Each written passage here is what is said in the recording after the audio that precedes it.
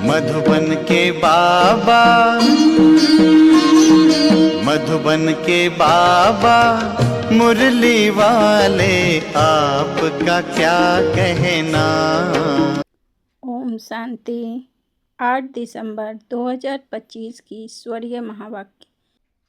मुरली का सार में बाबा ने कहा, मीठे बच्चे, जब तक जीना है बाप को याद करना है। याद से ही आयु बढ़ेगी। पढ़ाई का तंत्र सार ही याद है। मीठे बच्चे, जब तक जीना है बाप को याद करना है। याद से ही आयु बढ़ेगी। पढ़ाई का तंत्र सार ही याद है। प्रश्न, तुम बच्चों का अतीन्द्रिय सुख गाया हुआ है, क्यों? उत्तर, क्योंकि तुम सदा ही बाबा की याद में खुशियाँ मनाते हो। अभी तुम्हारी सदा की क्रिसमस है। तुम्हें भगवान पढ़ाते हैं। से बड़ी खुशी और क्या होगी। यह रोज की खुशी है, इसलिए तुम्हारा ही अतीन्द्रिय सुख गाया हुआ है। गीत, नयनहीन को राह दिखाओ प्रभु। ओम शांति। ज्ञान का तीसरा नेत्र देने वाला रूहानी बाप रूहानी बच्चों को समझाते हैं। ज्ञान का तीसरा नेत्र सिवाय बाप के कोई दे नहीं सकता। तो अभी बच्चों को ज्ञान का तीसरा नेत्र मिला है। अभी बाप ने समझाया है कि भक्ति मार्ग है ही अंधियारा मार्ग। जैसे रात में सोजरा नहीं होता है तो मनुष्य धक्के खाते हैं। गाया भी जाता है, ब्रह्मा की रात ब्रह्मा का दिन।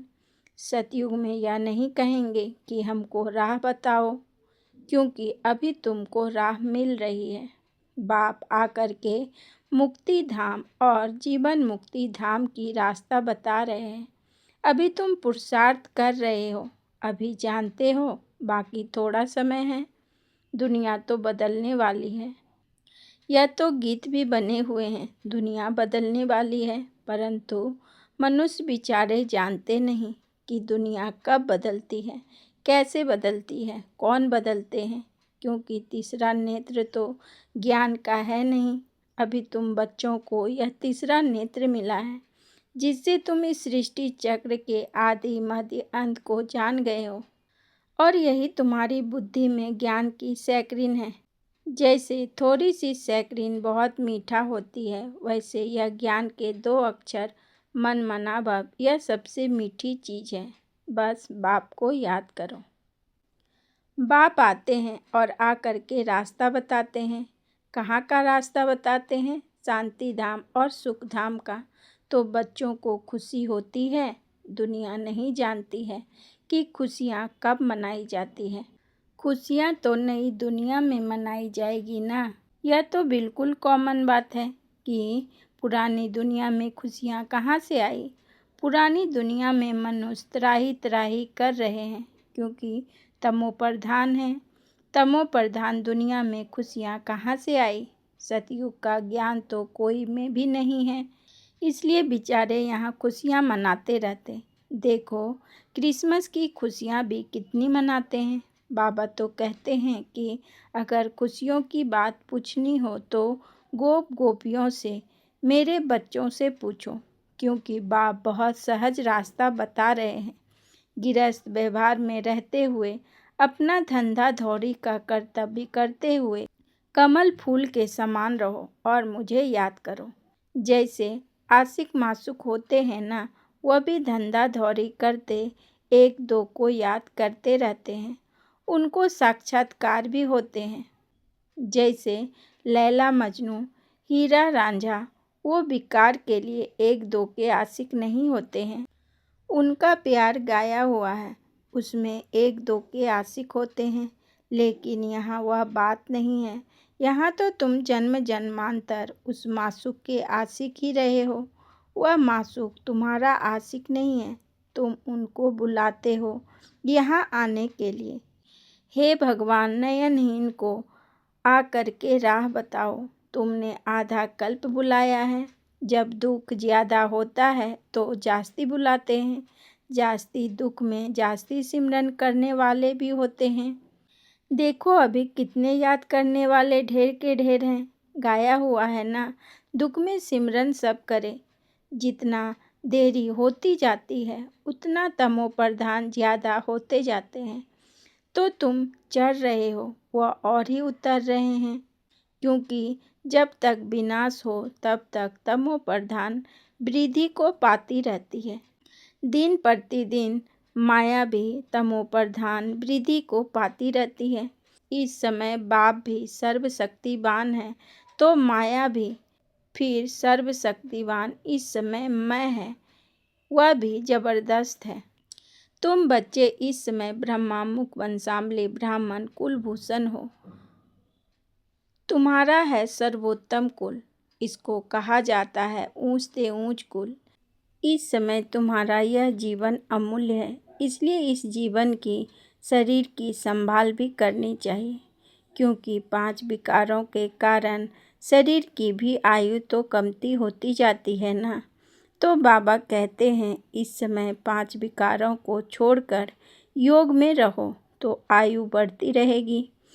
आयु बढ़ते बढ़ते भविष्य में तुम्हारी आयु 150 वर्ष की हो जाएगी, अभी नहीं। इसलिए बाप कहते हैं कि इस शरीर की भी बहुत संभाल रखनी चाहिए, नहीं तो कहते हैं यह शरीर काम का ही नहीं, मिट्टी का पुतला है। अभी तुम बच्चों को समझ मिलती है कि जब तक जीना है बाबा को याद करना है। आत्मा बाबा को याद करती है, क्यों? वर्षे के लिए।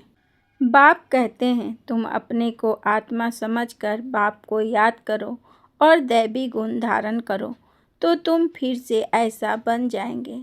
तो बच्चों को पढ़ाई अच्छी तरह पढ़नी चाहिए, पढ़ाई में सुस्ती आदि नहीं करनी चाहिए, नहीं तो नापास हो जाएंगे, बहुत कम पद पाएंगे। पढ़ाई में भी मुख्य बात यह है, जिसको तंत्र कहा जाता है, कि बाप को याद करो। तब प्रदर्शनी में या सेंटर पर कोई भी आते हैं तो उनको पहले पहले यह समझाओ कि बाबा को याद करो, क्योंकि वह ऊंच से ऊंच है, तो ऊंच से ऊंच को ही याद करना चाहिए, उनसे कम को थोड़े ही याद करना चाहिए। कहते हैं ऊंचे से ऊंचा भगवान, भगवान ही तो नई दुनिया की स्थापना करने वाले हैं। देखो बाप भी कहते हैं नई दुनिया की स्थापना मैं करता हूँ, इसलिए तुम मुझे याद करो तो तुम्हारे पाप कट जाएंगे। तो यह पक्का याद कर लो, क्योंकि बाप पतित पावन है ना। वह यही कहते हैं कि जब तुम मुझे पतित पावन कहते हो तो तुम तमो प्रधान हो, बहुत पतित हो, अभी तुम पावन बनो।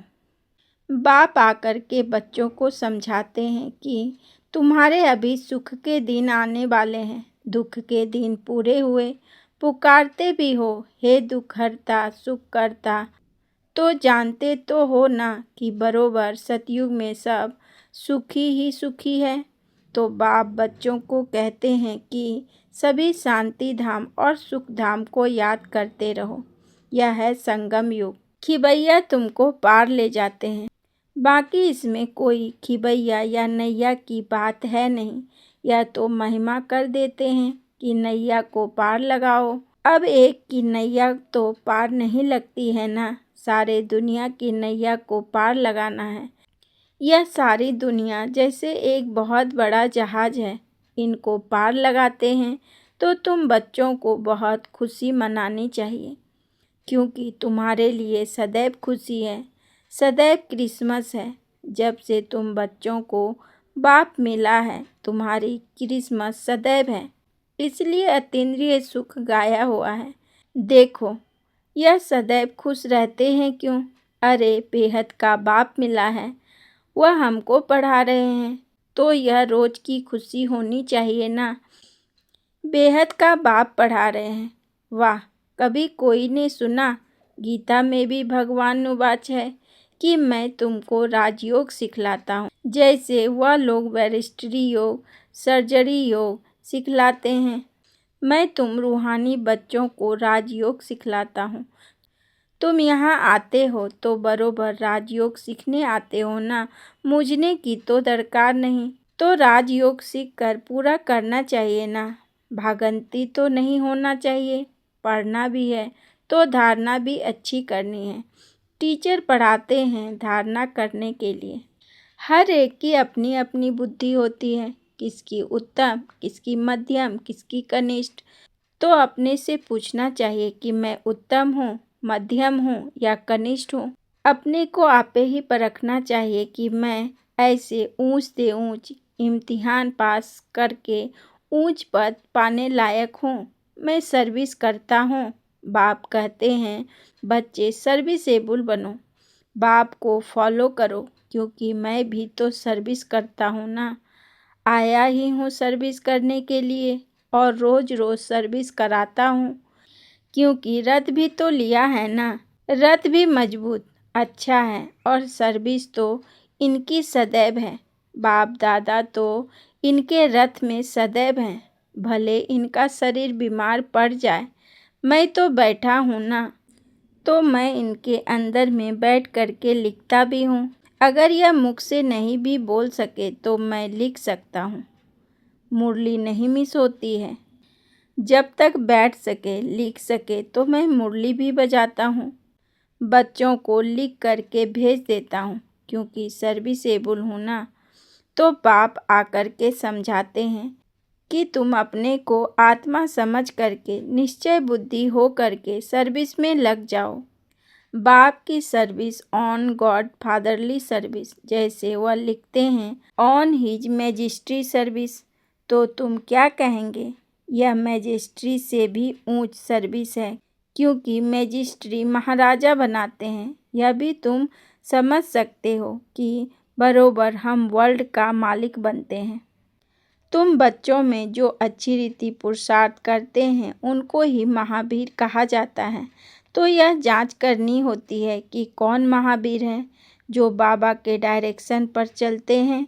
बाप समझाते हैं कि बच्चे अपने को आत्मा समझो, भाई भाई को देखो। बाप अपने को भाइयों का बाप समझते हैं और भाइयों को ही देखते हैं, सभी को तो नहीं देखेंगे। यह तो ज्ञान है कि शरीर बिगड़ तो कोई सुन ना सके, बोल ना सके।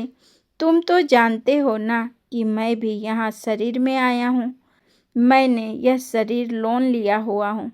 शरीर तो सबको है, शरीर के साथ ही आत्मा यहाँ पढ़ रही है। तो अभी आत्माओं को समझाना चाहिए कि बाबा हमको पढ़ा रहे हैं।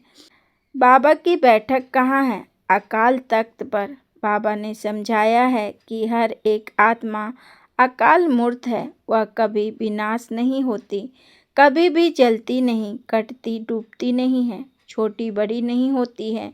शरीर छोटा बड़ा होता है तो दुनिया में जो भी मनुष्य मात्र हैं, उनमें जो आत्माएं हैं, उनका तख्त यह भ्रुकुटी है। शरीर भिन्न भिन्न है। किसका अकाल तख्त? पुरुष का, किसका स्त्री का, किसका बच्चे का। तो जब भी किससे बात करो तो यही समझो कि हम आत्मा हैं, अपने भाई से बात करते हैं, बाप का पैगाम देते हैं कि शिव बाबा को याद करो। तो यह जो जंग लगी हुई है वह निकल जाए।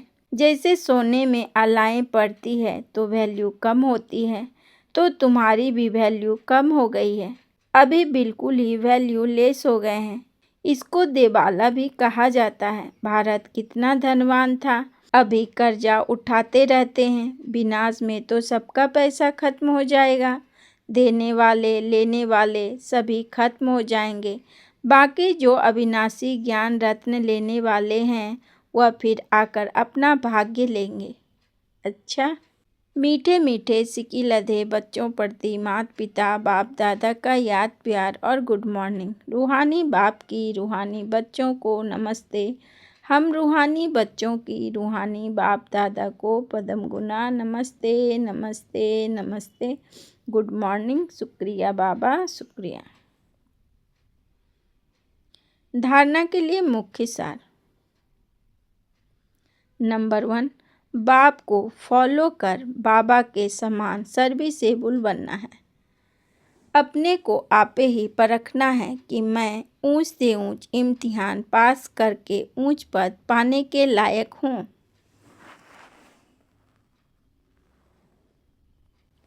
नंबर 2, बाबा के डायरेक्शन पर चलकर महावीर बनना है। जैसे बाबा आत्माओं को देखते हैं, आत्माओं को पढ़ाते हैं, ऐसे आत्मा भाई भाई को देखकर बात करनी है। वरदान: श्रेष्ठता के आधार पर समीपता द्वारा कल्प की श्रेष्ठ प्रारब्ध बनाने वाले विशेष पाठधारी भव। श्रेष्ठता के आधार पर समीपता द्वारा कल्प की श्रेष्ठ प्रारब्ध बनाने वाले विशेष पाठधारी भव। विस्तार में बाबा ने कहा, इस मर्जीवा जीवन में श्रेष्ठता का आधार दो बातें हैं। पहला, सदा परोपकारी रहना, दूसरा बाल ब्रह्मचारी रहना।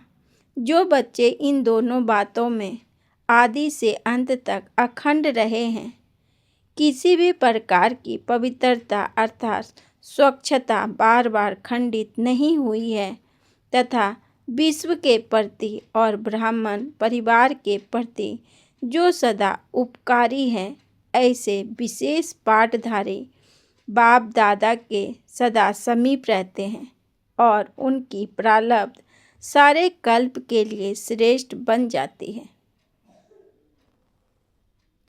स्लोगन: संकल्प व्यर्थ है तो दूसरे सब खजाने भी व्यर्थ हो जाते हैं।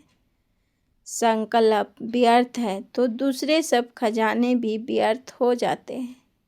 यदि आपको आज की आध्यात्मिक सार पसंद आया हो तो वीडियो को लाइक शेयर करें और चैनल को सब्सक्राइब करें। कल फिर मिलेंगे एक नई मुरली स्मृति के साथ। ओम शांति।